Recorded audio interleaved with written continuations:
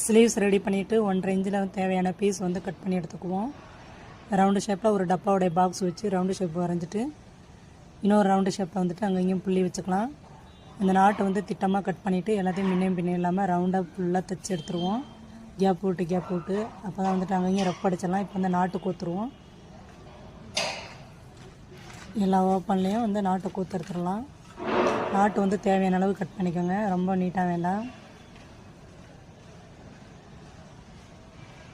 Design அந்த round shape வந்துட்டு மாறாமல் தைச்சோம்னா ரொம்ப அழகாக வரும். நாட்டு வந்து ரெடி பண்ணியாச்சு.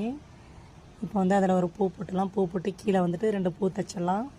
சுற்றி ஒரு லேஸ் வச்சு அடிச்சிடுவோம். லேஸ் வேணாலும் வச்சுக்கலாம், இல்லை பைப்பிங் மாதிரி கொடுத்துக்கலாம்.